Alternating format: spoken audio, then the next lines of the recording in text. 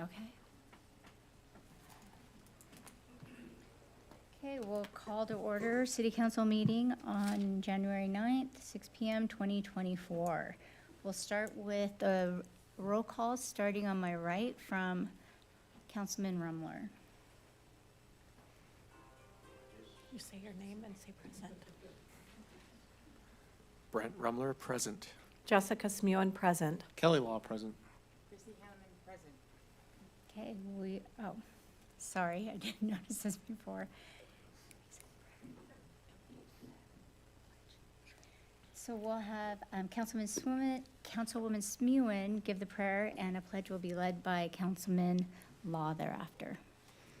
Our Father in heaven, we come before thee this evening with gratitude for the time we have to focus on our city and the things that we can do to improve. We're grateful, Father, for this community, for all those that put forth effort and energy to work together and to come up with solutions. We ask for that guidance as we look over matters and for clarity, and we ask, Father, for thy blessings upon this meeting, and we say that in the name of Jesus Christ, amen. Amen. Please stand and repeat after me. I pledge allegiance to the flag of the United States of America and to the republic for which it stands, one nation under God, indivisible, with liberty and justice for all.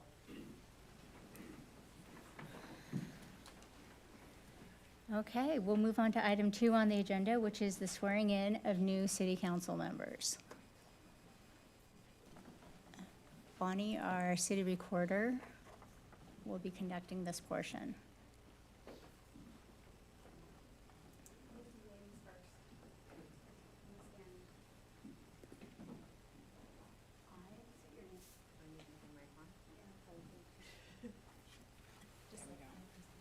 I, Chrissy Hanneman,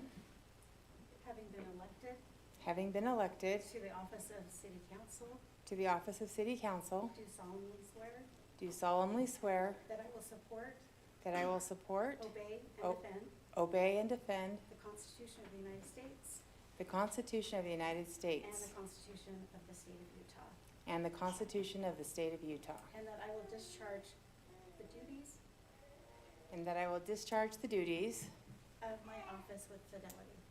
of my office with fidelity. And I just need you to sign this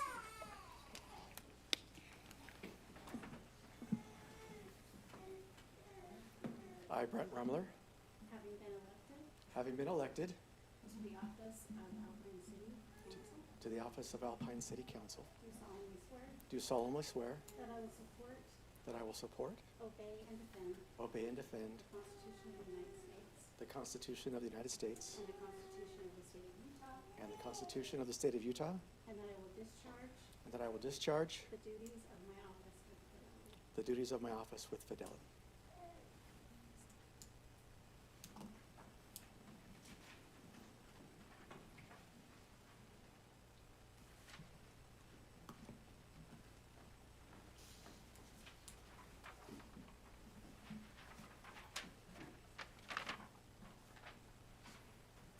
Okay, with that, we will move on to item 3, our consent calendar. Is there any questions on the consent calendar?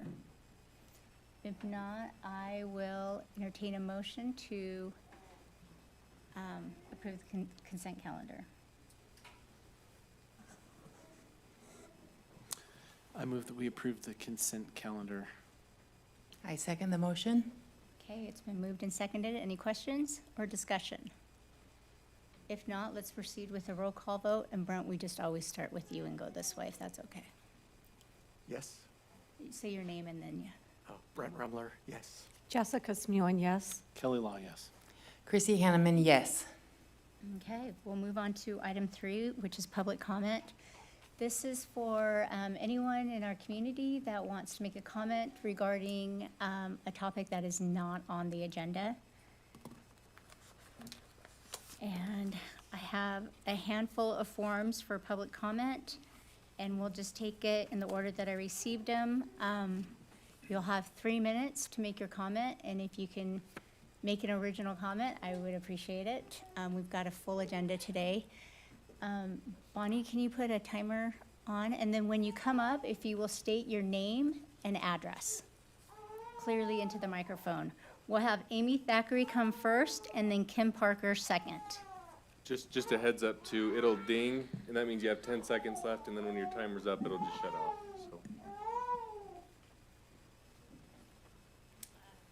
Hi, my name is Amy Thackeray. I live on Estate Drive here in Alpine, and this is in regards to the Carlisle House. We appreciate the efforts of City Council to work towards meeting the needs of the broader community. I have children that have attended Mountainville Academy from the very beginning for 17 years. I've also taught and volunteered at Mountainville Academy myself. I'm a big proponent in free choice in education, but I feel like this is a separate issue. And the issue, it seems to be the fact that since the school has existed, there's always been controversy on one level or another. And I find it interesting that once again we find a potential crossroads between the city and the needs of the school. And I would encourage both parties, not only our city, but also the Mountainville Academy Board, to find a solution that works for both parties. The Mountainville Academy Charter speaks to honoring the heritage of Alpine. We're all here as residents because people came before us, and we're all a part of history in some form or another, whether we're a comer, as some people have said, at earlier times or later times. And so I see this issue as a broader representation of lack of communication on a broad level, and the opportunity to heal some much needed potential bad blood and sores that have gone on in this community. And so I'm hopeful that the City Council can work together with Mountainville Academy to preserve this historic home, find a solution that can help Mountainville Academy, and find a solution that can also help our broader Alpine community as well, and ideally to preserve the home. Thank you.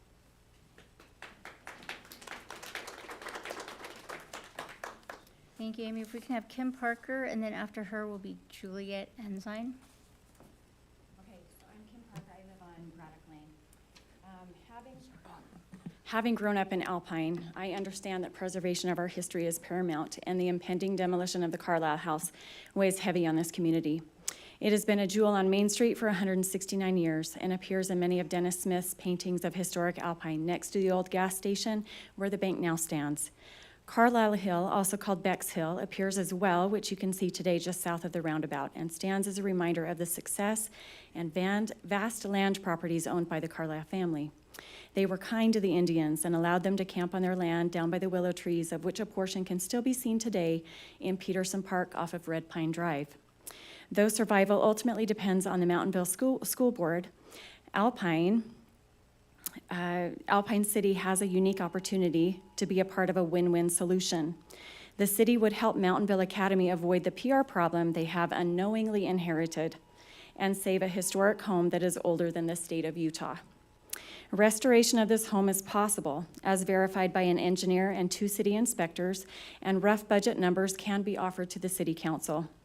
There is much in this house worth preserving, like the cedar thresholds and windowsills, the original doors and doorknob from Denmark, but most notably the oak fireplace mantel that was brought by wagon from Nauvoo. This decision is not unlike that of the Red Schoolhouse, of which all that is left is a monument of its stones, a decision that has been regretted for generations. It is ironic that Thomas Carlisle served as Alpine's constable, the school board trustee, on the city council 3 times, and as Alpine's mayor twice. Today, you stand in his shoes. What can we do together to save our city's history and share it with future generations? This may be just that opportunity.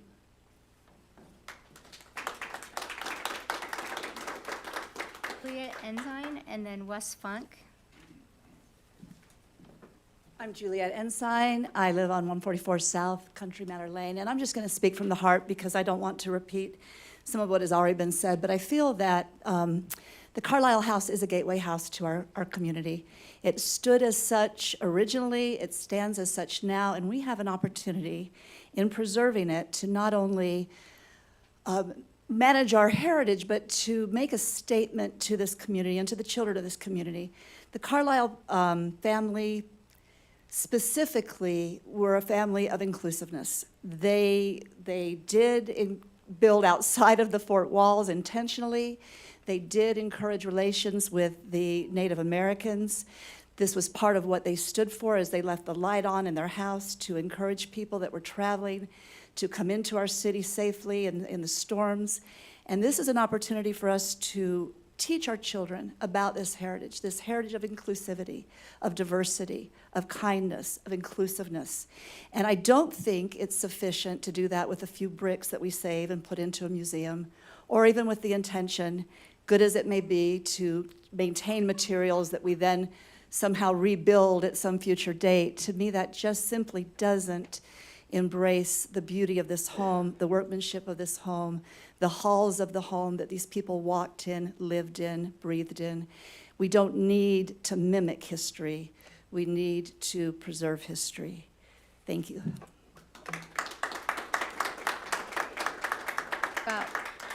Wes Funk, and then after Wes, our last public comment would be by Jennifer Wadsworth. Wes Funk, 702 North Summit Way. I want to thank all of those who've been grappling with this traffic issue for some time, and I recognize the time and patience that good government requires. We're not here to prevent change, we just want it to be guided by the best of our past. And to that end, we believe that city government, the best city government, includes stewardship of our limited local taxpayer funds, our balance sheet, our maintenance, our infrastructure, but also leadership in preservation of our shared story, our Alpine history. And by playing a role together, we can facilitate the cooperation of private parties, whether individual citizens who donate their time and talents, or other entities like the Charter School Board, who is governed by volunteers who are entrusted also with taxpayer funds to educate our children. I think it would be important to acknowledge the many miracles that have been watching over the Carlisle House for the past 169 years, and more particularly the sequence of events of the last 2 years and last 2 months. Many of those miracle workers have become close friends over that period, and you see many of them here in this room. There are some here in spirit that you don't see, but have contributed in their own way. Our specific ask is that the City Council grant Mountainville the purchase of the city's lot on 100 South and allow dual egress and ingress access there.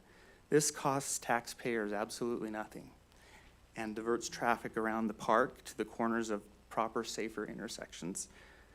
We would also request the city work with preservation donors to purchase the Carlisle property, the house and lot, to collect funds for the revitalization of the house as a library and as an anchor to our historic gateway. The difference in cost between these two properties is significant, in the low 6 figures, but if you consider that sum towards traffic alleviation, which is the mayor's stated #1 priority here, it is the best money you could spend. And we're all here to help make this investment something that blesses the residents of Alpine for the next 169 years. So let's restore this jewel on Alpine's front step and always keep its light on. Thank you.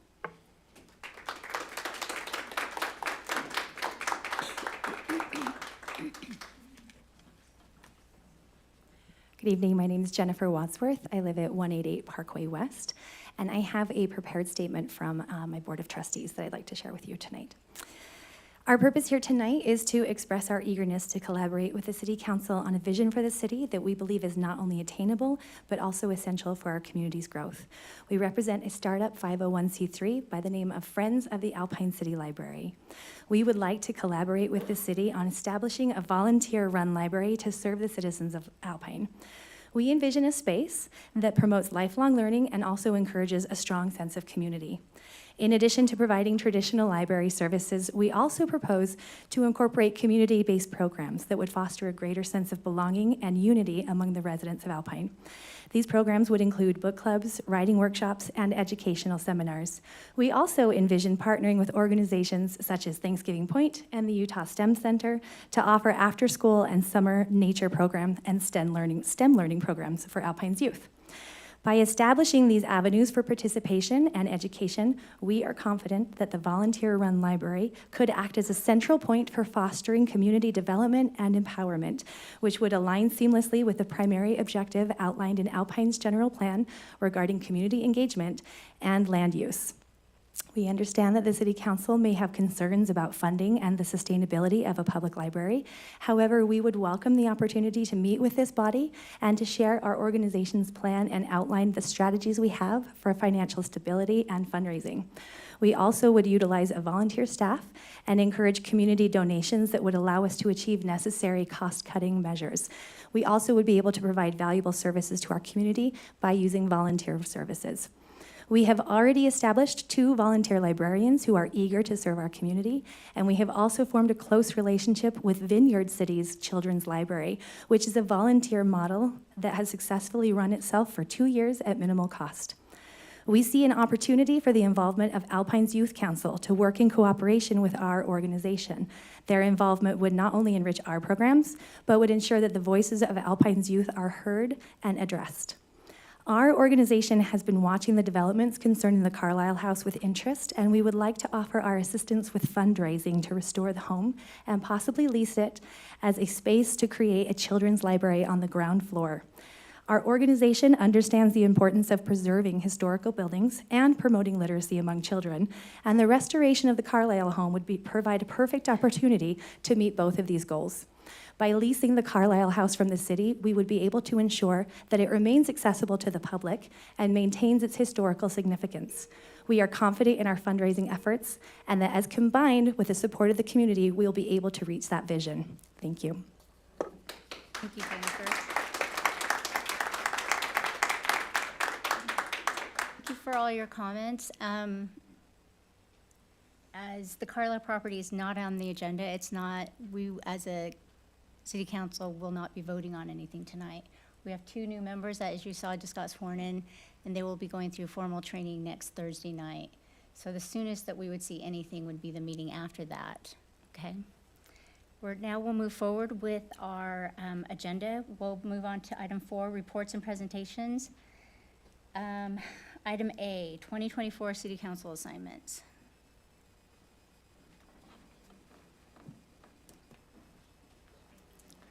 Am I taking that? So these are the proposed city council assignments that we have for this year for all our council members. I believe I've talked to most of you regarding these assignments. If you have any questions or feel that you cannot carry them out, feel free to call me and we'll try to work something out. Item B, report. I did have a question. Yeah. Sorry, I had a question. So Kelly's doing traffic and safety, but then we have the safety district. So is traffic and safety just a committee for our city and The traffic and safety is, you know, like what we talked about, maybe like with the Mountainville, that kind of stuff, traffic. The safety district is police and fire. And I did see Okay. one thing. It says that Jason has the American Fork. This is the old list. Chrissy is going to be our council representative for the American Fork Chamber, so that didn't get switched. Oh, is that what that was? It's not, okay. I Googled it. I thought it was Alpine Family Court or American No, Fork American Fork City Council. Community Courts. Council. So I'm really glad we're clarifying what that means. Your American Fork Great. City Council representative, so that. Chamber of Commerce. Yes, American Chamber of Commerce, Fork and then Jason Chamber in the of back Commerce. here, if you want to stand up. He is he and Christina Weissman are the co-chairs for the AF Chamber of Commerce. Okay, got it. So many new acronyms, thank you. Yes, sorry about that. Okay, so item 2, report on amendment to subdivision process. I assume that's going to be Ryan? Yes, yes. So just a heads up on this, as you saw in the staff report last year, the state legislative body passed a requirement that all cities follow the same subdivision review process. So it has to be, because of our population size, we have to adopt something by February 1st of 24, so next month. We've been working on this for the last few months. The state gave cities, again, based on population, grants to go out and hire approved consultants to help each city do that. So we've gone and done that. We've been working with the consultant. As you can see from the bullet points, these are some of the things we've been working on. Obviously, our number one goal is compliance with the new state requirements there, but we've also added some things just to make it a little easier to follow and to do. So we've added more definitions, added graphics, so it's easier to tell, you know, what we're talking about there. we try to consolidate things so we're not changing things in one section and then trying to go change it in another. Just in a little background on this too, and I stretched all my artistic ability in creating this, so that's our bar for the rest of the year. But the one on the top is what we used to do. This is how we would review subdivisions in the past. The one on the bottom is what the state is requiring that we do now. So before, the Planning Commission and City Council would review a concept plan in their separate meetings. During the Planning Commission portion of that, we would have a public hearing. The Planning Commission would then review a preliminary plan. That was focused mainly on engineering. The concept was focused mainly on planning side of subdivisions. Preliminary was more the engineering, and then final was getting everything obviously put together and finalized for approval there. What the state is requiring now is the concept review is now optional. The developer has to request that. We left language in there, so if a developer does request that, kind of what their standards, so we don't get a back of the napkin crayon drawing for those. Those will be done by staff at a DRC type meeting, development review committee. We will review those, make sure they're compliant with our code, make sure they meet lot size and uses and all that fun stuff. The preliminary review, again, that's a requirement that we can have. That'll be with the Planning Commission. They'll review and approve that. We have the option to have a public hearing at that stage as well. Getting mixed from what other cities are doing as far as still requiring a public hearing or doing that or not. We've changed that. That'll be the heavy planning review stuff. So that's where we'll do most of that. And then the final review will be done by staff as well, and that's where we'll go heavy into the engineering side of it there. Any questions, comments, or anything like that? So we are not approving anything. Next Tuesday we'll have the public hearing at the Planning Commission level for this, and then you'll see it again on the 23rd of January for your review. Again, we have to have something in place by February 1st. If we don't, it'll just default to what the state has anyway. So any questions, comments, anything? I've got a draft. It's a Google draft version that we've had several comments on. It's all marked up and anything, so we didn't have it in the packet. But if you'd like that, I can send you the link, and you can start reviewing that. But no, it's subject to change between now and when you'll see it again. So that's all I had on that. Just wanted to update you on where we are in the process and see if anyone had any comments or anything. Would love to see it. Yeah. That'd be cool. And the reason we didn't, like I said, we're still working on it. There's a lot of changes, it's about 20 different shades of colors. If you've ever worked with Google Docs, each person has but yeah, we can send that out as soon as you want. And if the Planning Commission has any changes, as soon as they get their changes and you incorporate those, the sooner the better. So if we have a February 1st deadline. Yep, so we'll just keep doing a Google Doc version of it so we can do those live and then we'll send them out. But we'll have hard copies to go out in the agenda as well. So again, this is kind of hard because a lot of it's state required, so there's not a lot of leeway even if we wanted to change certain things. There are things we can change, like if we want to do a public hearing or not. That's just an example. So it's kind of hard because they've kind of forced our hand on a lot of these things. But yeah, we'll get that out as soon as we can. I have a question. So I'm not seeing any blue, so the city council is completely excluded from the process.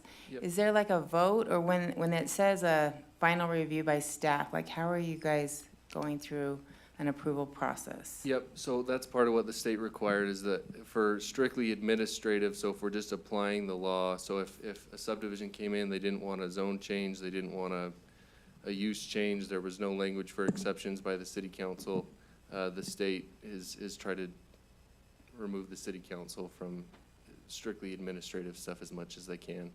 But yeah, so in the staff for the final one, for example, we would just have the code and say, do they meet this, yes or no? If they meet it, then we would just approve it as is. I think we do those, and Steve can correct me on this, but I think we would probably still do subdivisions as a public meeting. People could come and listen to those, but it would just be, does it meet our code, yes or no? But yeah, I think that was the big intent in this, was trying to shorten the process. Right. And, yeah. But if they have any kind of exceptions, if they're coming in as a PRD or anything else like that, then it would have to come through city council. Okay. or a Zone zone change, change, yeah. yeah. just We've anything got like that. language too that says that certain things the city council, they can come to the city council or planning commission for an exception to something or to change something. So if it has language like that, it would still come to you all. So Okay. just the straightforward, if it's zoned for half acre and they want to do half acre lots, the state law is mandating that we are completely out of the process. Right. I guess what I was asking is in the last yellow circle on the bottom, so is that like one single staff person going, just saying, like, or there's no committee, there's just no So we would- consensus, it's just a, We would like have a- what we call the development review committee, so Okay. that's me, that's Shane, and that's Jed, our city engineer. Steve would probably be involved in that as well. But yeah, I think there's, and we can double check on this, but there is some, it just can't be the city council or the planning commission that, okay, those finals. thanks. One more quick question, Ryan. Yeah. Is the document you have, will it differentiate between state mandated changes and other changes? Because if it's state mandated, there's really no reason for us to comment. Yeah, so what we'd like to do is just, so, yeah, if it's state mandated, what we'd like to do is just highlight the things that we can change or that we can't, like, and I apologize for keep using this example, but the public hearing. So we would try to highlight things instead of saying, let's spend all this time reviewing things that we can't really change. We would highlight stuff and say, these are the things that are kind of up for change or discussion on those. So that's what our goal is, to do that, to highlight those.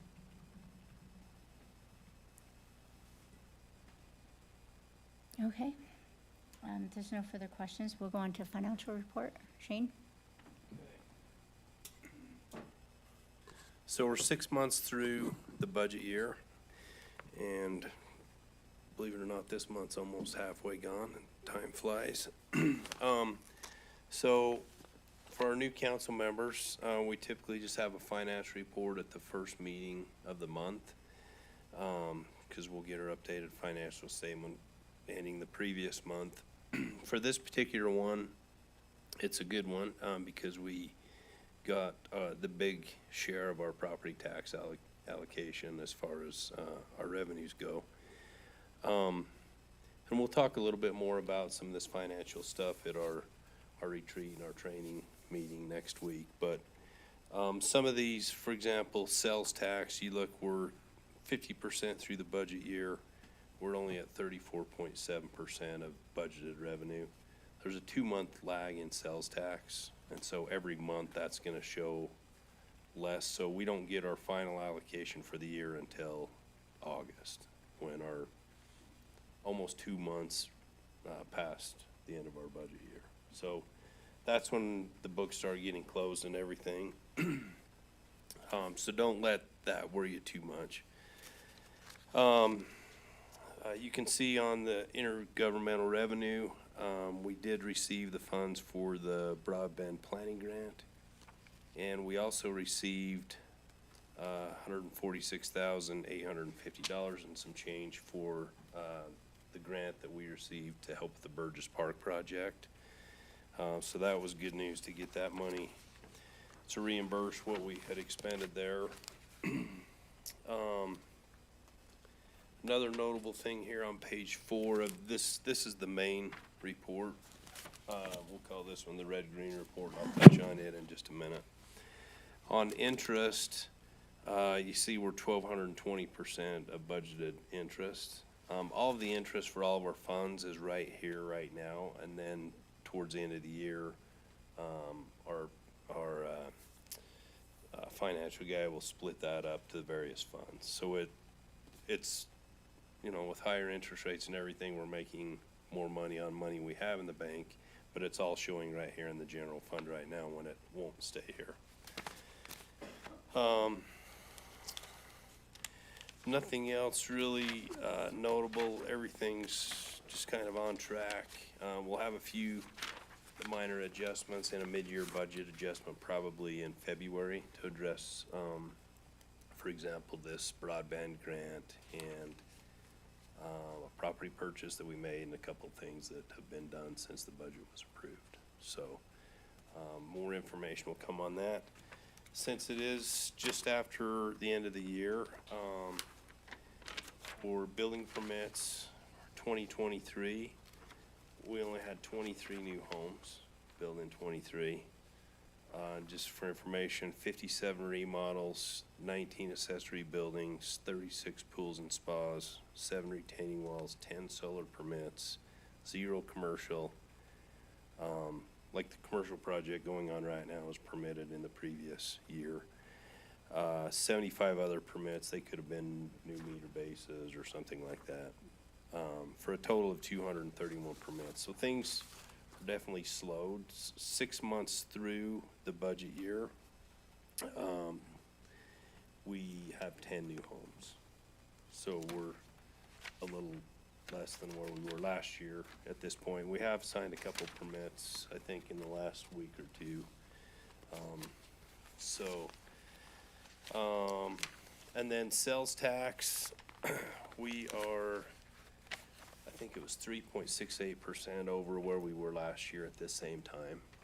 So it's definitely flattening from the 10 and 15% increases that we had, but we are still up.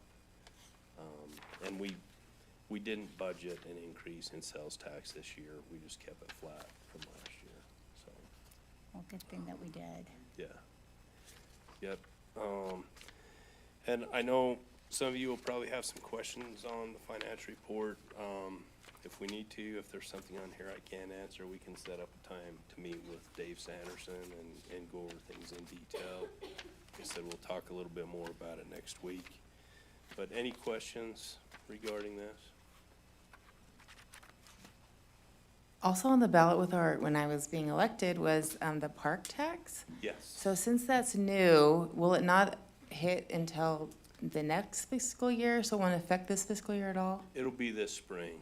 So we've actually got 2 new sets of taxes, the park tax and the fifth sales tax. Okay, That will hit this spring also. And we've been trying to gather information and estimates, and we'll have some of that information next week. perfect, thanks.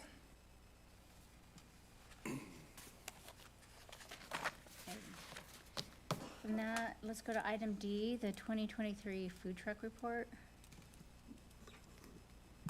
You know, take that, Jessica. Yeah, I'll do that. So, if council will remember, in 2022, we decided to start the food truck event night again. And at the time, we stated we would try it out and then evaluate and decide if we wanted to do it the following year. And we had a good turnout and good feedback from the community, so we went ahead and had food trucks for 2023. So you can see that we had really, I feel like, really supportive growth and a really good turnout. We had 2,700 estimated meals in 2022, and if you go to 2023, close to 5,000.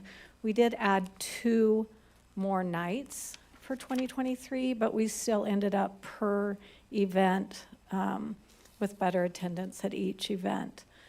And looking at the calendar and projecting 2024, the way Tuesdays hit, and I think if council agrees, we think Tuesday night's probably a good night for our community. Yeah. The nice thing about it is it is the same night city council and planning commission, so our community, it's kind of a community-minded night. If they want to walk over and get, a taco and then come and sit and watch us at council, you can do, it's kind of 2 for 1 that night. And so we want to keep it on Tuesday nights, and I would like to recommend that we do every Tuesday from June to July, and the same time period from 5 to 9.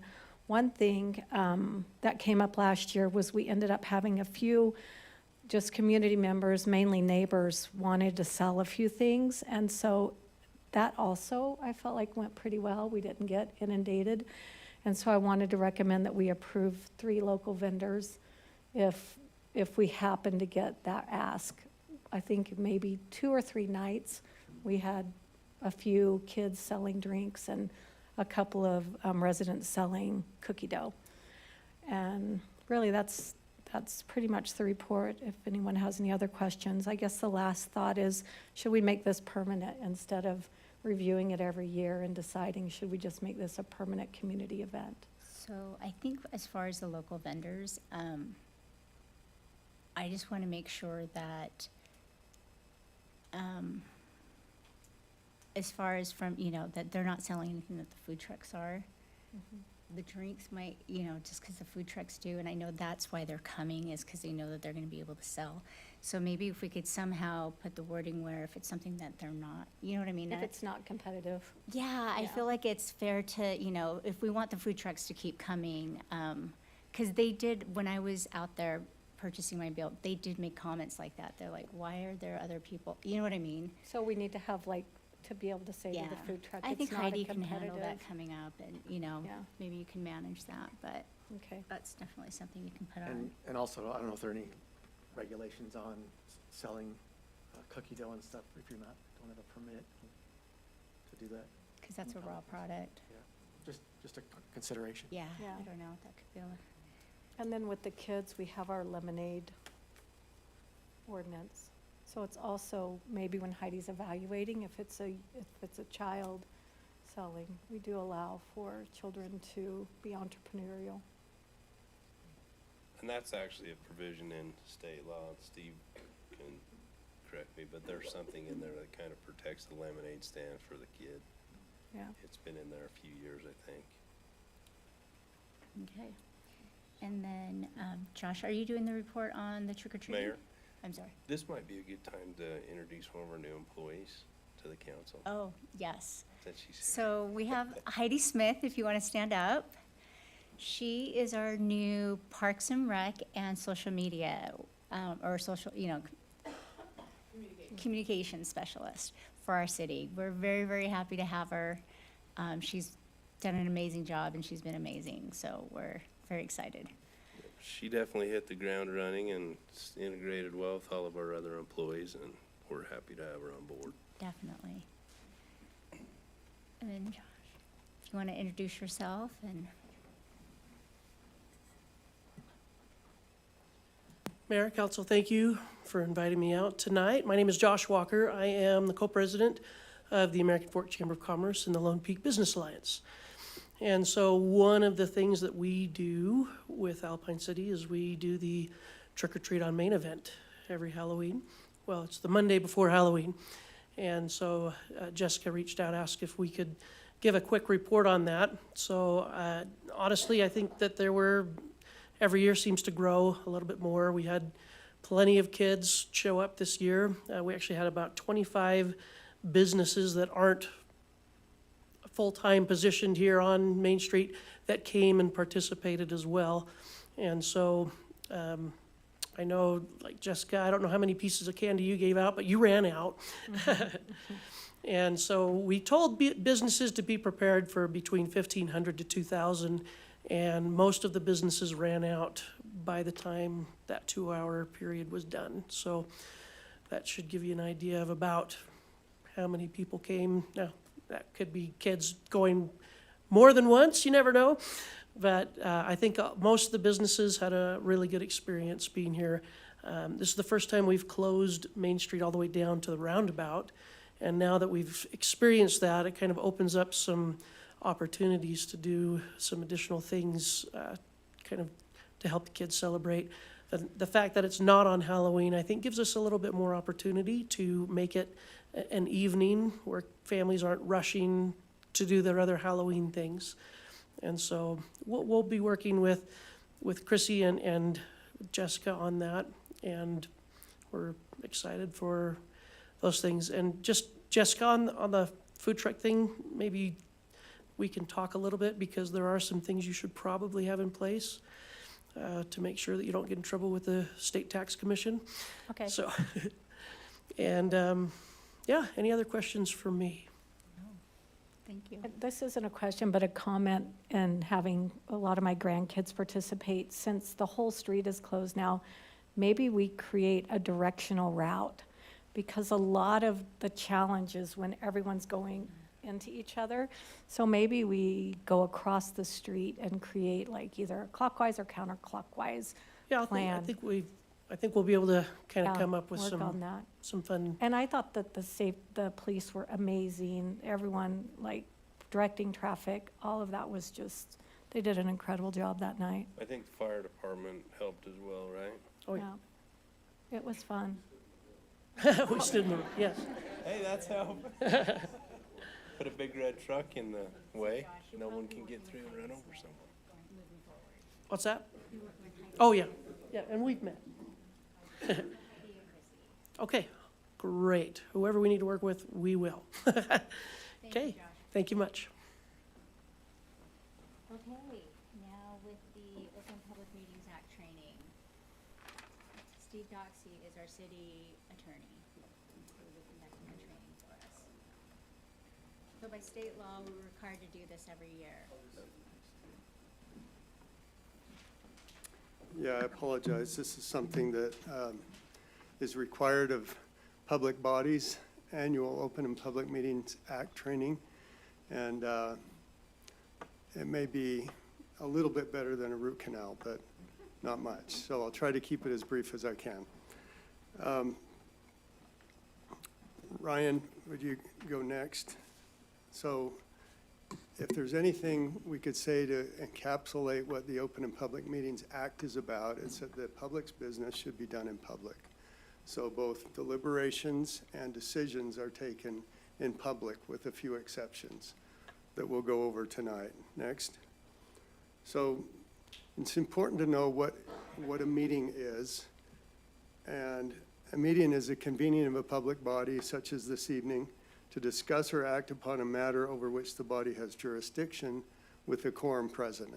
So if a quorum is not present, or we're not discussing or acting on matters over which this body has jurisdiction, it's not a meeting under the definition of the Open and Public Meetings Act, and you don't have to comply with all of the formalities. Next. So what is not a meeting? A chance or social gathering, something that is noticed as, these are just some examples, a planned gathering in which public matters are not deliberated or acted upon. And then just a couple of things, just some hints for especially you new council members. It's important not to be texting or emailing one another during the course of deliberation, during the course of a meeting. All of those would be a public matter of public record anyway, but that kind of gets around any kind of, we don't want to circumvent the spirit of the Open and Public Meetings Act. Next. So discussions are all recorded. So you want to be careful what you say as well as how you say it, because the public will be able to access these discussions at a future date. We have to post those on a state website. Next. And then obviously voting has to be done in public. Sometimes there's a roll call vote, but in any case, it's going to be an audible vote, and the mayor's going to call for that. Next. So the exception to open and public deliberations and decisions is, or at least deliberations, is closed meetings. The statute allows us to close meetings, allows you to close meetings under certain specific circumstances. And it's important to remember that in those closed meetings, if you follow the procedures, the discussion shouldn't stray. So if you close the meeting to talk about a certain topic, you don't talk about other topics during that meeting. And then no final action or decision may be made in a closed meeting. So I think the public can have confidence that things aren't happening really behind closed doors. They're going to be aware of what happened. Next. So the main purposes are the ones that are listed here: to discuss the character, professional competence, or physical or mental health of an individual, to discuss pending or reasonably imminent litigation, or the purchase, exchange, lease, or sale of real property. There are some others, but these are the main ones. And so I would just caution you, if you're having a problem with a particular member of staff or the city attorney, and you want to talk about their professional competence or their mental health, don't do it in an open meeting. Do that in a closed meeting. I'll give you just a quick example. I was representing a city that was in a lawsuit. They were defendants in a lawsuit, and the plaintiff's counsel was attending the city council meeting. And one of the council members said, "I'm so tired of this lawsuit. It's costing us way too much. We ought to just get it settled." And she said that in front of plaintiff's counsel, and it sort of just eliminated any leverage we had to get the lawsuit settled on a reasonable basis. So just be careful when you're talking about that kind of stuff. Next. So to close a meeting, and I understand there may be an executive session later today, if that, or this evening, if that's the case, the person making the motion has to state the specific reason for the meeting, such as to discuss the character or professional competence or mental or physical health of an individual or the purchase or exchange of real property. You need to be specific in that, and then you need to say the location of the meeting.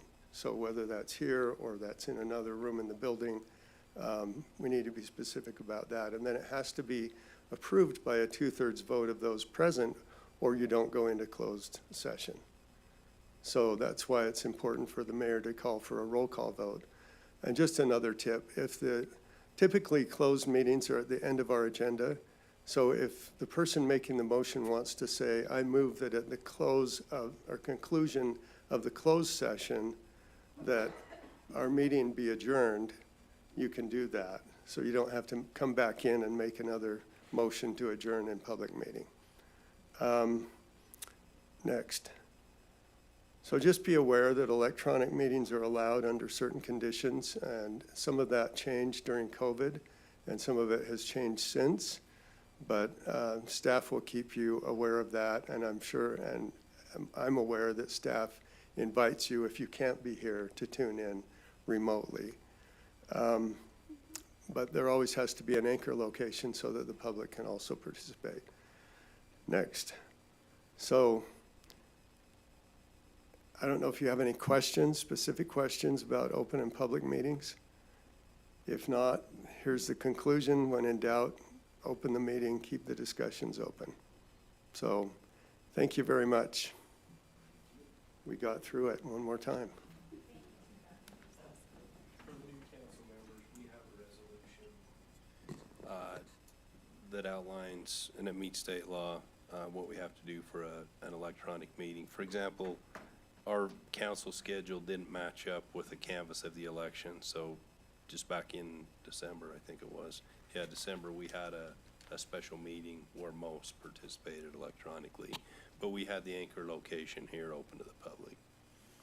That was a great meeting. It was like 5 minutes long. Shortest meeting yet. What is our noticing of open meetings? Is it 24 hours or 3 days? 24. 24 hours, thanks.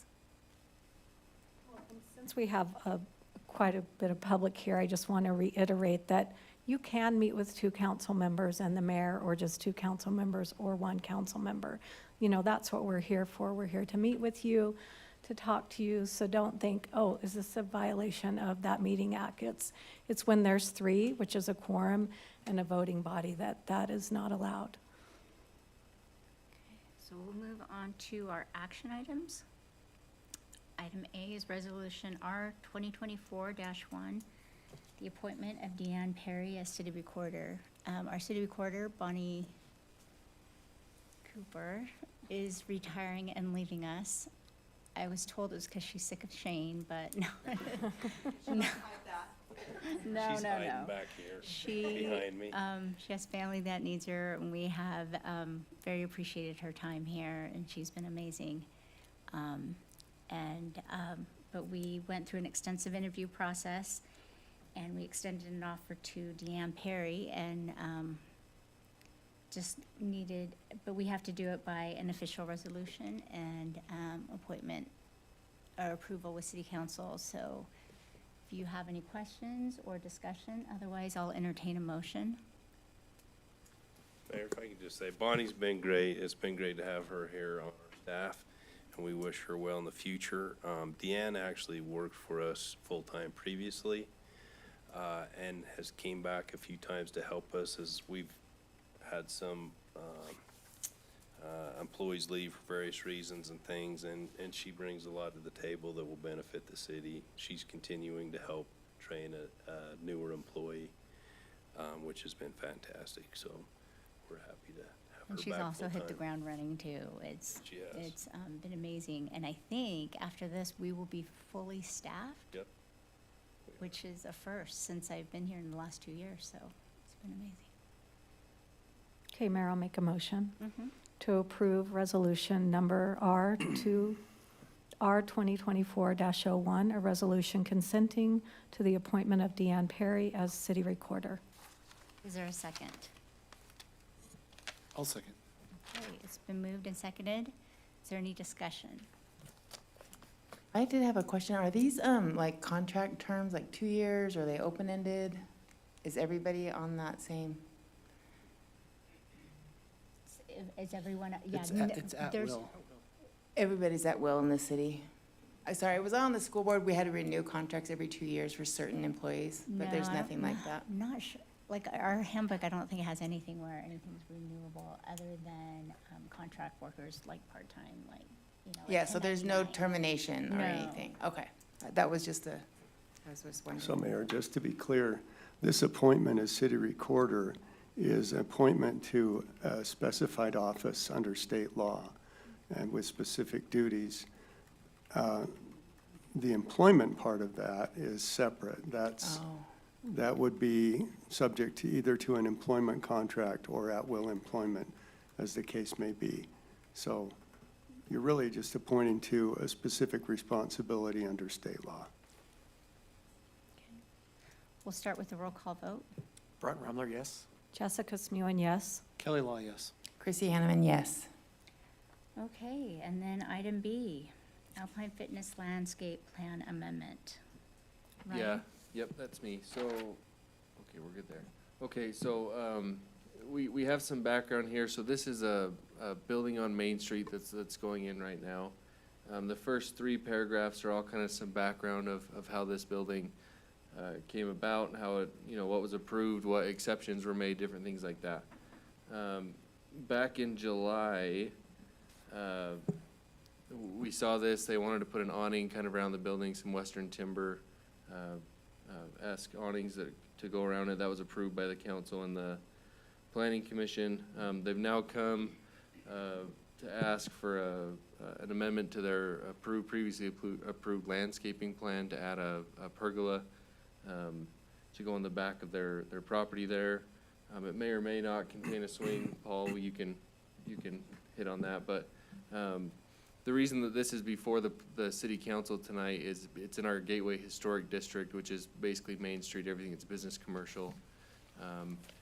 I think there's language in here that talks about why we'd have to, with the city code, if they, this part right here, they have to turn in a site plan or resubmit a site plan. If the proposed structure is gonna be altered or reconstructed, enlarged, remodeled, different things like that. There's a line in there that says the landscaping is gonna be altered too. So that's why it's come before you guys tonight. We've added just some highlights of what our general plan says is the Gateway Historic, the vision of that is. And then in our code, we have a section that deals with the Gateway Historic standards as well that we've, or Gateway Design standards that we've referenced as part of that as well. The Planning Commission saw this in December, on December 5th, I believe, is when they reviewed it. You can see that up above their motion. Their discussion was mainly on the purpose of this. At the time, they were talking about putting a swing in. So it was, how would people access it safely? What's the intent? We went through all that. There is a 2-foot trail easement along the north boundary of the property there. And so the condition that they put in there is that the structure couldn't go into that 2-foot easement for the trail. They reviewed this, the Planning Commission, they found it to be in compliance with our Gateway Historic Design standards, and they've recommended that it be approved by the City Council as part of that too. So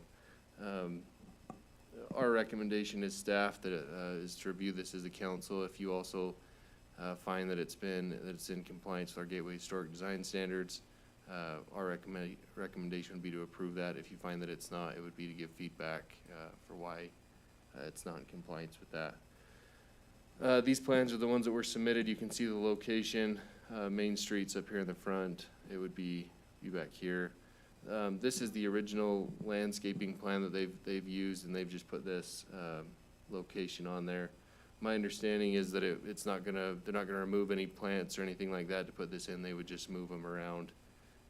Or they're not gonna remove any plants, they would just move them, to where this would fit.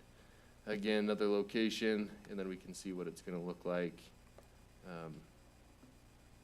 with dimensions, and there was one more I wanted to show with the potential for a swing like that. So, that's my report. Happy to take any questions or comments.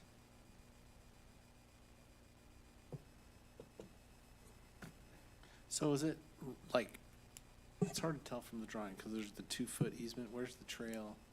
Yeah, Is it like right next to it? yep, right there. So you can kind of see this dotted line that's going there. That's a 2-foot trail easement that will, So Why is does it this- overhanging the trail? this shouldn't be, no, that was part of the recommendation they had is that's the condition that we impose on it, that it won't be in that easement at all. And is there gonna be a fence in between the Uh, pergola and the trail? The trail is public use, right? So, Yeah. I don't think there's any plan for a fence or anything. That just has to remain obstructed. I think that's the word I'm looking for. So they, if there's lots of people using that trail and there's a pergola there and some benches and a swing, public's gonna use it, right? Like, they're not gonna know. probably, yeah. And that's what the safety thing was, because they didn't, I can't remember who said it, but they didn't want to create what they use an attractive, like a magnet for people to, kids that come over and they're crossing a parking lot and all that fun stuff. It would be quite a distance for kids of the school, because I think there's that ditch that goes through there, so they probably wouldn't use it. But I don't think there's any plans to, at least from Paul's side, Paul Anderson's the owner, he's here tonight, but, no plans to fence it or anything like that. It would just have to remain open for public use. But yeah, I think, Paul, that's kind of the point. You want people to come and, kind of sit and hang out and. But is that what it's Back there. for? It's for public use? Yeah, sure. Okay. Paul Anderson, 255 South Main Street, Alpine, Utah, 84004. So in our building, we have these big wood beefy trusses to try to kind of give a Park City atmosphere. And you guys approved to do these awnings. And so they're big 4x8. And we have so much Western timber frame inside the gym and outside the gym that the owner said, hey, this looks so gorgeous. I'm going to give you a $65,000 pergola for free. And I said, why? He goes, it just looks so fantastic. We just want to beautify Alpine City. And I'm like, just for free? He's like, yeah, you pay for the footings and we'll put it in. So we came and showed the planning commission, and they just said it just needs to stay outside the easement, which we would. And it's just basically a free $65,000. It kind of creates beauty. It's wood. It's on the angle of the parking lot. It doesn't obstruct anything. In fact, I talked to the neighbors, and they said, hey, please put it in, because we're right there. One of the council members, who was it that talked me out of the swing? Wait, John, are you talking about your neighbors, the school, or, because the other neighbor is you, isn't it? Well, my neighbor to the east. To the east of you? Yeah. Okay. And then you also got Forrest, and they just thought it looked nice. It kind of, there's trees along the creek, and then there's just a big open section where it's just kind of ugly. Just see the school. And so it would kind of block that. It just adds beauty, timber, big beefy thing that matches the building. And we took out the swing because we agreed with city planning commission that we don't want it to be a magnet to be somebody I don't need any lawsuits, so. Yeah. So it's basically just to add beauty. It's we're not gonna put a seat, we're not gonna put anything else, just beauty. Okay. So this swing is no longer part of the plan. We Oh, nixed- that's we been, nixed it. We had, at our house, we have two pergolas across we kind of matched everything to the school, so the school did their fence in a certain color. So on our side, we matched that same color. And then we had two pavilions in our driveway in our backyard. And so we just matched everything to the building. And so all we're doing is kind of the ugly open part, we're just putting something that looks nice. What's the height of it? It's, should be on there. It's just under 10 feet, it's right, Okay. right, And if you don't Nine like it, and a we half. can whack it off 9.5. a foot or two. It's just, it's not gonna be anything except for a beauty background. We don't wanna, I mean, nobody wanted any fence along the creek. I mean, we already got a fence on the other side. Nobody's gonna be like, you know, jumping across. So it's a simple architectural feature. Just architecture. There's no like recreation or play. Got it. Originally, I wanted to put one of those cute little swings in there, but I thought, that's just a pain and a hazard. I'm not familiar with the trail right there. Is that highly used or foot traffic, or is that, When we got the approval to do it, we had to give the city a 2-foot easement along the whole backside. but does it have a connection on It either doesn't, end? just for the future. Okay, thanks. But it's pretty much a dead end. Okay, are there any questions? Brian, I have a question. He mentioned something about footings. Does the state have a requirement if you do anything near a waterway, whether it's dry or not, that you have to get some kind of permitting? I'm sure there is some, I don't know if this would, where it's not actually in the When creek. I don't look know. at the Could be. aerial, I'm not sure exactly where it's gonna go, but it's almost like, I think the way that it reads with the state, it's 20 or 30 feet. If it encroaches within 20 or 30 feet of a waterway and you're gonna be doing some kind of footing work, that you have to get, permitting, I think that, yeah, Yeah, that's something we can follow up on as we. okay. as We they already come through for- checked on it. No, you don't. I can provide it for Well, you I guys. think that it would be just important to understand that a little better, because I know that they've changed a lot of regulation and legislation around waterways. When we were doing the dig out and stuff like that, that's how I know, because I spoke to I was gonna say, the building is just as close, so Yeah. whatever the building was allowed, I'm sure they'd allow for this minor architectural. And if you want us feature. to move it over a foot, we could move it over another foot or two. Okay. Do you know what the regulation is? No, I just would, if that was, Double check that would on be it too. part of a motion, which would be making sure that it aligns with the state requirement. Yeah, yep. Okay. So you didn't have to get any extra permitting from the state to do this building close to a waterway? No, because the distance and it's part of the landscaping. No, I'm talking about your original building. No. If you look back on it, we didn't have to do anything special. That's not what I've heard. Yeah, and it could, and especially because this would be a modification to their original, so because that's a modification with footings, it could impact what was originally submitted. Yeah. Yeah. So make the if you want to approve it or deny it based on that, either way. Okay. Is there any further discussion or questions? If not, I'll entertain a motion.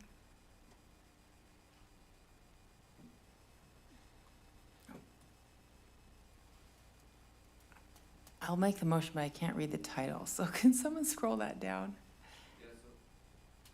Where Should is get there. it? Yeah, so right here, these sample motions should give you. Oh, what thank need. you. I'm just a newbie, so this will be my very first motion, okay. I move to approve the landscape plan to add pergola as proposed at the Alpine Fitness Building located at 235 South Main Street, and find them to comply with the Gateway Historic District standards, and we would like a confirmation that they're in compliance with any state requirements related to the Waterways. closeness or proximity, there we go, the proximity to waterways. First bullet point. Yeah, the bullet Yep. point right there. The middle one, first bullet point. Oh, with conditions, thank you. So now I keep going. Yeah. Aha. Okay, that was the condition, no portion of the proposed structure shall be located within or interfere with any designated trail easements on the property. Okay. There we go. So there is a motion to approve with 2 conditions. Is there a second? I'll second.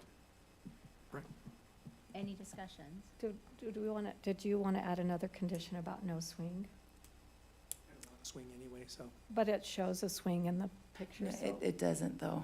It doesn't? Okay. Does it say? In my packet, I saw a swing. We included, Didn't we remove it last time? we included this just because that was what Okay. was originally proposed, but Okay, let's add a third condition that no swing be permitted. Okay. Are you okay to second the amended motion with 3 conditions? Yes, I'll second the motion with the 3 conditions. Okay, any other discussion? Just, Steve, can we tell him he can't have a swing? Because it's his property. What if I don't want it? No, I know, it's just, I'm just saying, like. That's a good point. What do we I'm not gonna- legally, Like, can are we- we, can we are we legally within say our legally you can't have a legal swing? rights? Like, I think, I asked the question originally, because I'm like, I see that as a huge liability for him, and see he does too, but it, Sure, and that's understandable. I think when you're in the Gateway Historic District, you have the authority to approve or disapprove of a landscape plan modification. So if the plan is to have a swing, you can say, no, awesome, doesn't work. Thank you. sounds good. And what was the objection to having the swing, even though he doesn't want one? Well, I just think it's a risk to him to have one. My objection was the easement. If it's already right on the easement, even if you move it over 2 feet, now you're making sure a swing isn't swinging into a trail easement. Smart. Well, I think anything that's proximity to a public trail, you're opening the door to say this is public use, and without a fence or any kind, that'll just be open to public use. And So I'm wondering if Even if this it's not. pergola needs to be further off, because I'm thinking 2 feet isn't very wide, and especially if you're riding a bike, you could be hitting, your handlebars could be hitting that pergola as you're going through. Do you know what I mean? The overhang, so you actually have more distance, the way they have it set up is just, it overhangs, and so. It looks like it's We're gonna right flip up the overhang on the other side, and so it'll just overhang. And if you need another foot, we'll get another foot, or 2 feet, or 3 feet, or 4 feet, or. Would you be amenable to amending your motion one more time, saying that the pergola be another 2 feet off the easement? the post. The post, not the overhang. So, do you know what I mean? So there's a 2-foot easement that we had to give, so that's Right. already given, so there's already a 2-foot easement. And So- then have this pergola be in another 2 feet. The overhang will be closer, but it's, So it'll be 2 feet inside of the 2-foot easement, yes. Yeah, 2 feet. outside, On sorry, his you're right. property. Yeah, outside of the 2-foot easement. That's My 4 concern is conditions. if the posts are right there, that someone's gonna hit it. Right now, it's just, do you see where that tree, looks like a tree, and then there's a fence right there? It's just a dead end, and Mountainville Academy has given no permission to Yeah, give the extra 2 feet, so it's pretty much just a dead end. It's our property and landscape. Right, but it is part of the trail master plan to eventually have that go through, so while we're in this planning stage and we can still, have a say in it, I would like to see that happen so that it does become, if and when, that access is available, that the trail will be ready to go. okay. Do we have to, as a newbie, do we restate the whole thing, or we just keep No, you can just adding amend little it. bullet points? You can amend it. Okay, so that's 4. Do you got all that? You're a newbie too, so sorry. Okay, Okay. Brent, are you okay seconding the approval with the 4 exceptions, or the 4 conditions? Yes, I will second that motion. Okay, any further discussion? If not, we'll proceed with the roll call vote. Brent Rumler, yes? Jessica Smion, yes? Kelly Law, no. Chrissy Hanneman, yes. Okay, resolution passes. Item C, Resolution R 2024-2, the appointment of city planning commissioners. We have So I sent out an email asking you guys to reach out to Michelle if you felt so inclined. Looks like several of you have. So I am submitting Michelle Shermer as a new city councilwoman who will be replacing another, no, I'm sorry, not city council, planning commissioner who will be replacing another planning commissioner who's from the south side of the city. I felt that it was important that there was representation from different parts of our city. And then, so we are putting forth John McKay for a 4-year term and Michelle Shermer for a 4-year term for your approval. If there's no questions, I will entertain a motion. I move that Resolution R 2024-02 be approved, appointing Michelle Shermer and John McKay to serve as members of the Alpine City Planning Commission. Is there a second? Second. I'm not sure who said it first. You get to Jessica pick. did. Okay, Jessica. Jessica did. Okay, so it's been moved and seconded. Any discussion? If not, let's proceed with a roll call vote. Brent Rumler, yes. Jessica Smuin, yes. Kelly Law, yes. Chrissy Hanneman, yes. Okay, we'll move on to item D, Resolution R 2024-3. Appointment to of our councilman Brent Rumler to the Lone Peak Safety District as an alternate.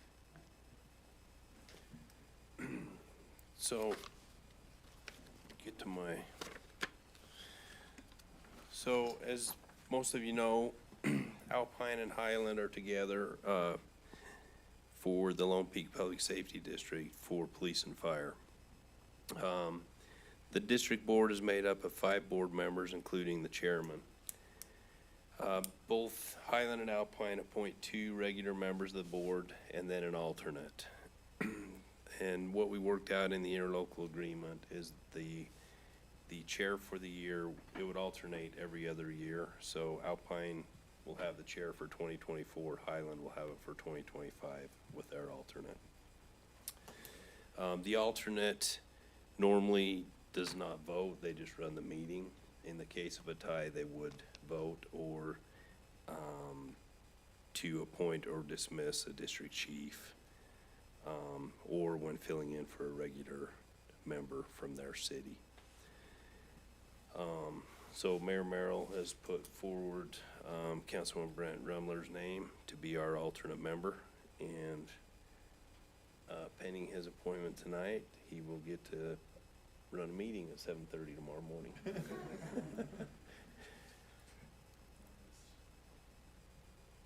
Okay, yep, All right, Mayor, I'll make a motion. let's hear it. All right, make a motion to approve Resolution R 2024-03, appointing council member Brent Rumler to the Lone Peak Public Safety District Board as the alternate member for Alpine City. Okay, it's been moved. Is there a second? I'll second the motion. Okay, it's been moved and seconded. Any discussion? Not, let's, Good luck running that meeting. you know, you do, but I'll start on this side. How's that? Chrissy Hanneman, yes. Kelly Law, yes. Jessica Smuin, yes. Brent Rumler, yes. Okay, I was gonna ask for Brent's qualifications on this, but I thought you knew. Yeah. I'm just messing. For the Well, public, I think that was we, part of his campaign. we normally don't have quite as many public here, but just for information, our other 2 regular board members are Mayor Merrill and Councilman Jason Thielen. And will he be? What? Will he be there? No, he won't be back until Thursday night. Okay. So that's why I was like, oh, is he gonna chair or be the alternate, or Yeah. chair and the alternate? We'll be ready for that. Yeah. Okay, we'll move on to item F, ordinance 2024-1. Changes in the development code related to sewer to align with our municipal code. Mayor, did you I think there's skip one item more. E? There's another one. There's a Timpanogos Special Service District. Oh my gosh, you know what? Brent, holy cow, you're all over Which this is now- meeting today. Which is now known as the Timpanogos Special Item E, District. Resolution R 2024-4, appointment for Brent for the Timpanogos Special Services District. So Councilman Lon Lot was our representative until his term ended in December. And again, if we approve it, his first meeting will be tomorrow at 1 o'clock. Wow. So you'll be Impressive. busy on the second Wednesday of each month. I'll make a motion. Yeah. I'd like to make a motion to approve Resolution R 2024-04, appointing Brent Remler to serve on the Timpanogos Special Service District Board. I'll second. Okay. I think it has a new title according to Steve. Did I hear you correctly? That is correct. Yes, just recently, it's been renamed the Timpanogos Special District. Okay. Even though we say TSSD, it's TSD now. TSD, okay. So do I need to change that? Change it in the motion and we'll adjust the Okay. resolution Do you before want it's to signed. amend your Amend the motion? motion to align with the new name. Second. TSD, okay. If there's no discussion, let's move forward with the roll call vote. Chrissy Hanneman, yes. Kelly Law, yes. Jessica Smeon, yes. Brent Remler, yes. Okay, now item F, the changes in the development code related to sewer to align with our municipal code. Yep, so this is, I'll do this one, but Shane's gonna correct me a lot, I'm sure. So, this is like domino number 3 on this sewer system update that we've been, back in, I wanna say back in the summer, maybe in, or early fall. We changed construction standards, updated those. Last meeting into November, we updated the municipal code, side of, the sewer system part of this. So this is just, bringing the development code sections into compliance and in harmony with those other changes that we've made. This was one that because it was in the development code, the planning commission went and reviewed and recommended approval on this. The two big changes that Jed told me to mention, or that we talked about in the planning commission, is the ownership of the sewer line. Previously, and Shane, you're gonna correct me on this, previously it was from the home to the property line. And then, what this change will do is that the property owner owns from the home out to the main line in the street. So the old ordinance said the city owned even from the home to the main, the sewer main. And it's very standard in practice with cities that the city only owns, the main, and the homeowner owns their entire lateral clear to the main line in the street. And there's good reason for that. The city has no control if someone dumps grease down their sink or, has some kind of poor practice like that would plug their line. We can have a truck come out and flush an 8-inch sewer line, no problem, and run a camera up an 8-inch sewer line. But 4 inch is a whole different set of equipment. But it is very standard in the industry to have the homeowner be responsible. Our code was just way outdated in that provision, so. And I think the other big change is that it clarifies, we don't allow septic tanks. There are some in the city, but we're not gonna allow, them going forward, just a clarification there, so. That's as far as I understood that the engineering changes were, so Shane, I don't know if there's anything you wanna add, And but, on the septic tanks, there is a provision where the council can approve a septic tank if they choose to. I think in the hillside overlay, they're not allowed, but if it's outside, so in the lower, off the hills, essentially, outside that hillside overlay, the council could approve one somewhere if there's a need. So we don't have anything, I thought that at least there was a county ordinance that said you needed 5 acres in order to have a septic tank. No, Did that change? Because it used to be. no, I know in the county, they have like 2.5 acre lots in some places, and they have septic tanks. But there's a lot of health department regulations with septic tanks, that would have to be followed. Okay. So in summary, all septic tanks are now disallowed within the city boundaries? No, any new ones would Oh, okay, require approval of the council. that's what I meant. Yeah. Okay, but There's as a there's- general statement, no new septic tanks? Yeah, and state law says that if someone's within 300 feet of a sewer, the city can actually force them to connect. We've never been that harsh. There's some old houses that still are on septic tanks, and eventually when they fail, they kind of find out that it's about the same cost to connect to the sewer if it's available in the street in front of their house as it is to put in a new system. So they're slowly Moving dwindling, over. and which is good. So this aligns with the language that we approved earlier, Yes. because I remember the septic tank topic came up then, Yep. but that's only with New ones. council approval. Yeah, so there was a Okay. discrepancy before. We have our municipal code and the development code, and as I recall, one place it said the council had to approve, and another Right. place had something that didn't require the council to approve. So this brings everything in alignment with each Cleans other. that all up and has the same language across the board. Okay. If there's no further discussion, I'll entertain a motion. I'll make a motion to approve ordinance number, is that a O or a 0? Yeah, it's 2024. No, No, it it's, says- it's 02023. Should be Above. 02. So that should have been updated, yeah, this should be, Yeah. because when it went to the planning commission, it was 23, so we put that number in there, so it's Oh, 2024. so it's up above. It's not in the thing anymore. Okay. Make a motion to approve ordinance number 2024-01, code amendment as proposed. Is there a second?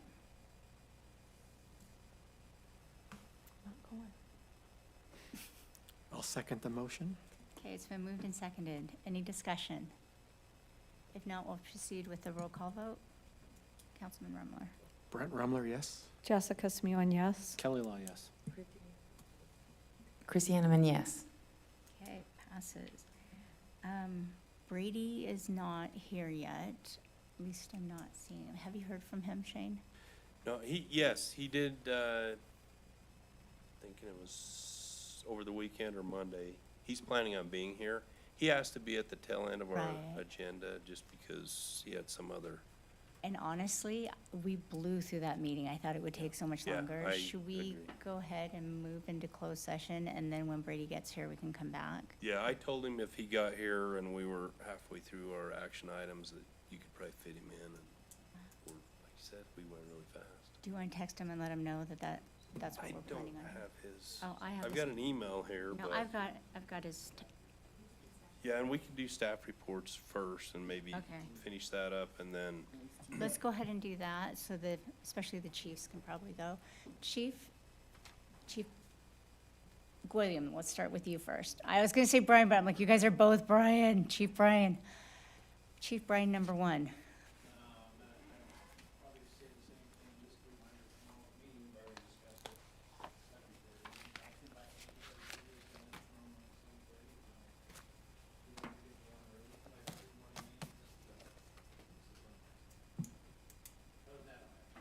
Chief Patton.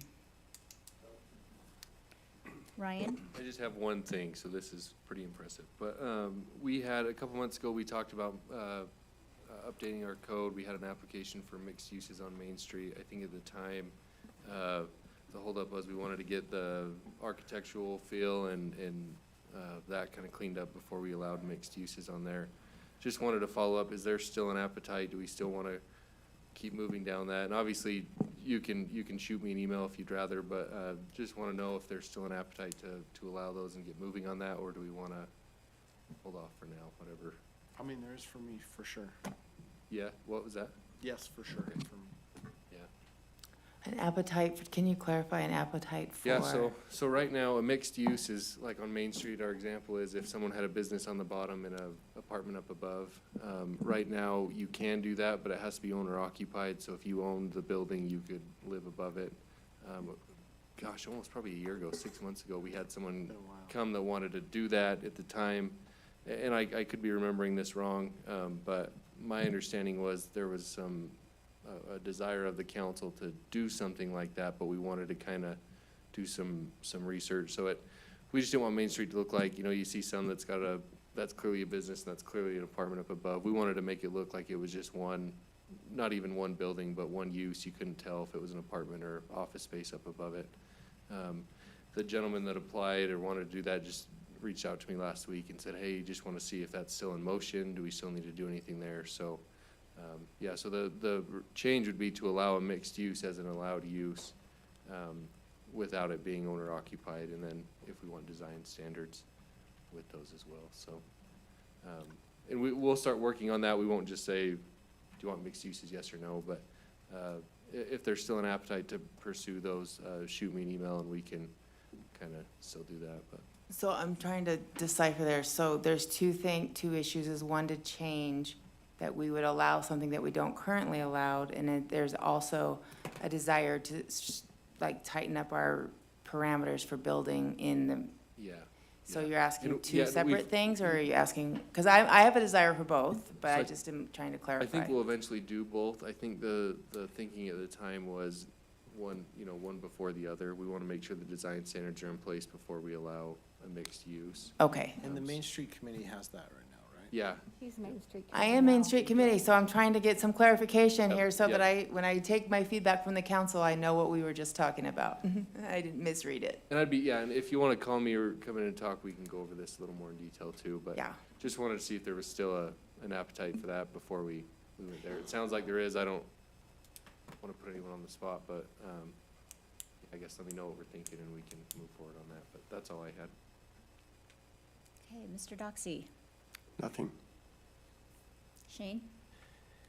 Yeah, just a couple of things. We're finally getting snow. The weather's been fantastic for everything but water for for this year now. And yesterday morning, our snowplow situation was not looking good. We had a lot of mechanical issues. And you heard what sounded like amber alerts going off. That was actually a snow squall alert. So they must think it's gonna be pretty bad, because you don't hear that very often, but, we haven't got them all back up and running, but we'll be fine, so, we will have our retreat next, Thursday, January 18th. More information will be coming out on that. The legislative session's about to start.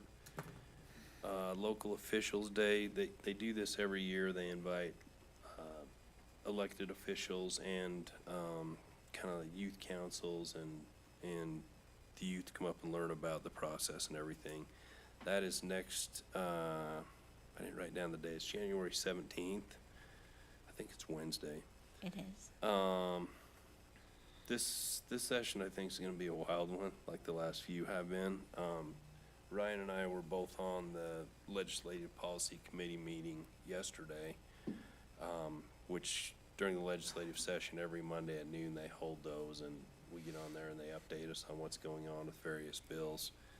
So they've been meeting, I'm sure in the open meeting, kind of leading up to the session, and these meetings are typically an hour and a half long for us, and usually they'll spend, 20 minutes or so on housing. This meeting was almost 100% housing. But there is a lot of pressure. I mean, the question they keep asking is, and sending out surveys and things are, they want to know what cities have reduced minimum lot sizes in the last 5 years. And there's a lot of pressure to go down to 8,000 square foot lots and 8 units per acre, and there's different options being considered. Some things might be forced on cities, like other things have been forced on us. So didn't you get that feeling, Ryan, that it's gonna be pretty wild on the housing front? You know, the government's getting a lot of pressure on cost of housing, and cities get the blame no matter what. But there's a lot of evidence that it's not the city's fault. So anyway, just look for more information on that. And I think that's all I have tonight. Is there anything particular that you're worried about that they come to mind yesterday that would affect our city more so than others? Because I feel like that's where I'm at when I hear those things. I always feel that we're the exception, and that's the one thing they don't want to hear. Whenever I talk to legislators, they're just like, every city thinks they're the exception. But I'm like, I don't think you understand who we really are. So if you're not signed up for it, go to ulct.org, and we can send this out in an email, and sign up for a weekly email that they send out that pretty much the entire year. they call it Friday Facts, and they'll have a lot of key information, especially during the session or leading up to it. That's a good thing to review every week, and they'll kind of tell you the hot topics that are going on right then. But I know other states, they always bring this up, other states have forced zoning and things on cities, and the development community, I mean, if you look at our subdivision process that we reviewed earlier, the development community is well represented in the legislature. So I think, I would predict there's gonna be something coming down the pipes. And we were found in compliance with our affordable housing report that we have to do every year in the last session. I do have to say, that was really in due part to Shane and Ryan working on that. Ryan did it all. Ryan working on it, because there were a lot of cities that failed their first time around. In fact, I got calls from a lot of mayors assuming that we would fail the affordable housing part. And I'm like, no, we were approved. And they're like, Alpine's approved for affordable housing? I'm like, yep. And so, thank you, Ryan, that was They did- fantastic. Well, I just did what Shane told me, so I'll take credit for that, but, they Man, did. get a bromance They going or did worry something. about, cities just phoning it in. I don't know if, just saying this is what we're doing and not doing anything about it. So they might have a increased effort to, follow those up. But we were able to get that approved without, like I said, Yeah. apartments and increased density. So we'll see if they still allow us to use those options, but. Hopefully. Before, there wasn't really a consequence for not meeting the requirements. Now there is. If you don't meet it, you don't get the fifth tax, which our county, I think, is the only one that's adopted that so far. Is that? No.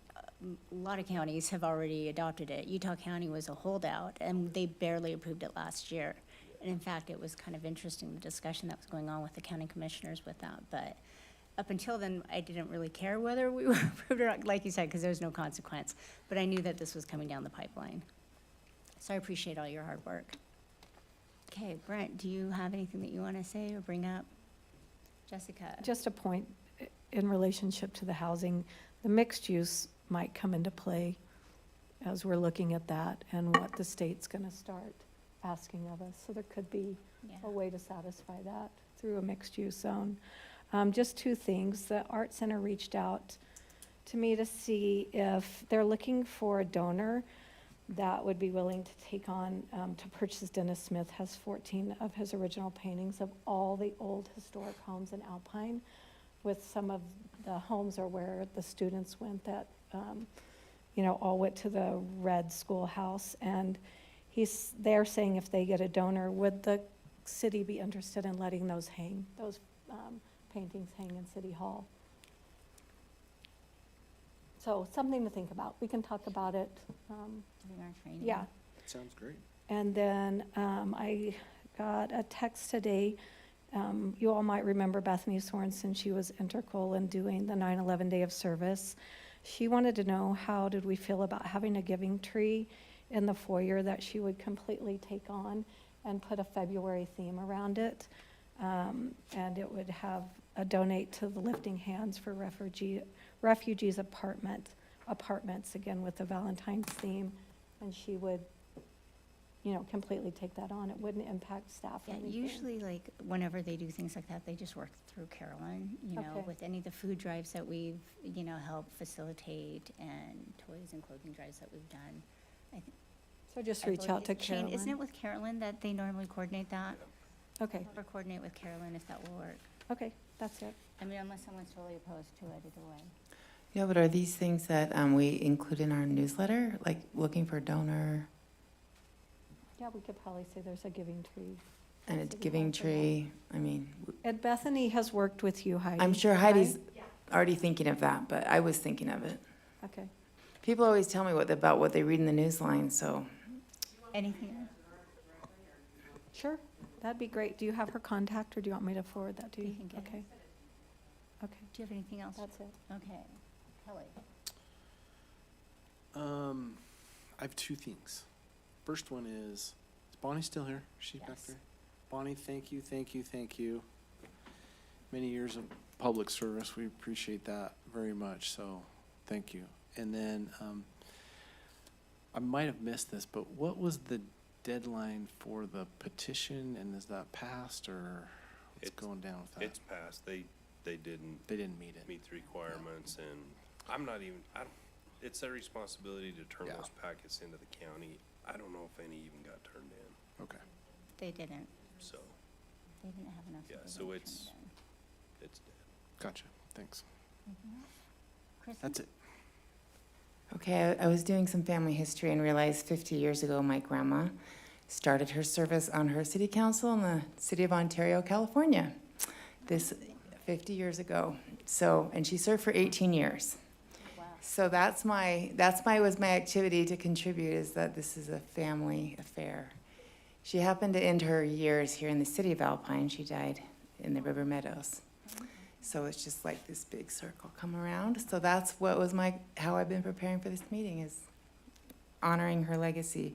I also want to thank Bonnie for reminding me to get everything in, and I knew I was in really good hands, how thorough she was, and never forgot to remind me that today's the last day, and she's very good about that. So I will improve on those meeting deadlines, but I'm excited to serve on the city council. Like I said, it's a family legacy. And the people here, I was talking to a long-term resident, and he said, the biggest asset Alpine has, can you guess what it is? And I threw out a couple of things and was wrong. And he says, no, the best asset that Alpine has is its people. So And that's I my ending totally concur comment. with that. I feel like, what makes our city great is the community. I don't really have anything today, just about our training next Thursday night. Just a reminder, put it on your calendars. That's where we'll be going over all the things for the coming year. And a lot of training on the finances so that you guys can kind of have an understanding as we go through budgeting and improve projects moving forward. So with that, I was gonna text Brady. Hold on, but with that in mind, I will entertain a motion for us to go into closed session. Okay, I'll make a motion to adjourn and go to closed session to discuss the purchase or exchange of real property. And upon the, finalization of closed session, I'll move to close the meeting. I think, no, we have to go back into Oh, public because because Brady's gonna Brady's come coming. back. So we're not gonna get to do that today, Steve. Not today. But good suggestion. I think the training, he said we have to give the location for our closed session. Oh, yeah. Which, the closed session, are we gonna move into? Let's move into the round table. We have a map. Okay. I mean, either way, can we do that with the recordings though? What, It's not recorded. because we still have to record it, I think, don't we? Or take notes, or how does that work? We can do it in here, in the little room. Okay, do you want to go ahead? So the location to be in the conference room, the council conference room. Is there a second? I'll second. Okay, roll call vote. I'm sorry, I'm trying to text Representative Brammer. Go ahead. Brent Rumler, yes. Jessica Smion, yes? Kelly Law, yes. Chrissy Animan, yes. Okay, looks like we'll be going into closed session.